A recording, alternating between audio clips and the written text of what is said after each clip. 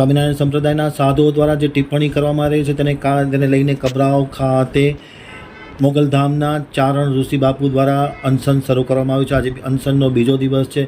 હવે ધોમધકતા તાપમાં બેસી અને હલ્લાબોલ સાથે અનશન કરશે તેવી જાહેરાત।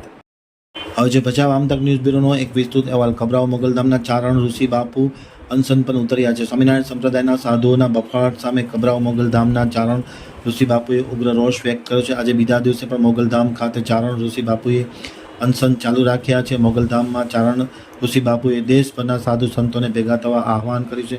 અનશનમાં સાધુ સંતો સાથે અનેક લોકો જોડાઈ રહ્યા છે એવી માહિતી છે। બીજો દિવસ છે અનશનનો। ત્યારબાદ તડકામાં બેસી ચારણ ઋષિ બાપુ અનશન કરશે।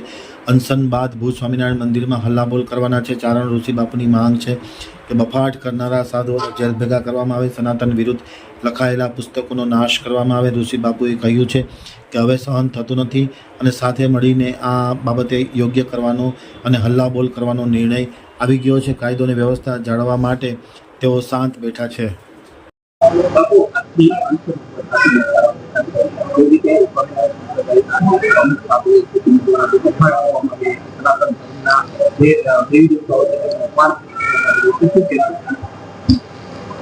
बहुत सारी बात है।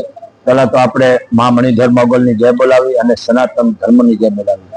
કારણ કે હવા કેવું થયું છે, પગથી માથે માથે રેમ આવી ગયું છે। કારણ કે ફરજ અમારી છે, અમને આ બધું દુઃખ લાગે છે।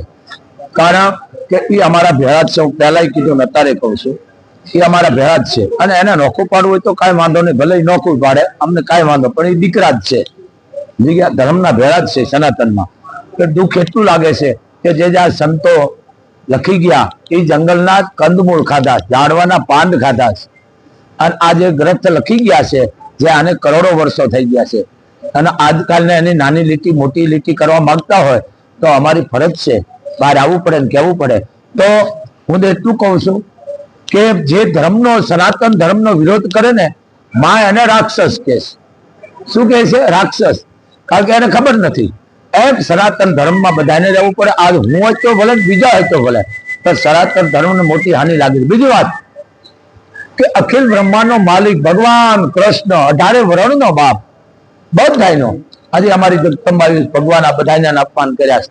ભગવાન કૃષ્ણ કે જેના હું તમને હવારમાં પ્રભાતિયા બોલતા હોય, એની 3 વખત આરતી થતી હોય, એના નામ માથે આજ માણસ ભોજન ગ્રહણ કરતો હોય, તો કાલે તો એમ કહી શકે ભાઈ આ બધું ખોટું છે।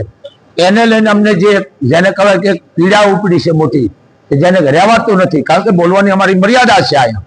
પણ આ જે આજકાલના જે એના ગ્રંથો છે ખોટા, એને નાબૂદ કરવા માટેનો છે। 222 પુસ્તકો છે એના, એને જેને કહેવાય કે જે અભદ્ર શબ્દો છે એ નાબૂદ કરે ને હળગાવી નાખે। પણ આમાં આ નિર્ણય સરકારને લેવાનો છે। હવે અમે તો બહાર નીકળી ગયા, કારણ કે ધર્મનું યુદ્ધ જેને કહેવાય ચડાઈ ગયું છે। ધર્મનું યુદ્ધ એટલે બોલપેન માથે, એમ આ શરૂઆત જ છે, હજી તો બેહવાનો જ છું। પણ આનો નિર્ણય જે આવે એ તો મોગલ જાણે છે। પણ હું ચારણ છું કે હર ભજવું હક બોલવું દોનો બાતા વલ, એ નરને ઉતરે ની આઠો પર અમલ। તો અમારે બોલવું પડે, કારણ કે અમારા ચારણો મહાત્માઓ થઈ ગયા, એને એમને જ કીધું કે અમે ભગવાન છે। તમે વિચાર તો કરો, અમારા ઈશ્વરો પરમેશ્વરા કે જેને રાજપૂતને 12 મહિના ખેંચો કે હાંગો ક્યાં ગયો? તમને ખબર છે ને બાપુ, ઢોર ને ઢાંકર નો નેઠો ન હોય ક્યારે આવે નહીં, હાંગો રાજપૂત આવે પછી ક્યાં ઈશ્વરદાસ કે જમવા બે દેવથી અન્ન નો જમે।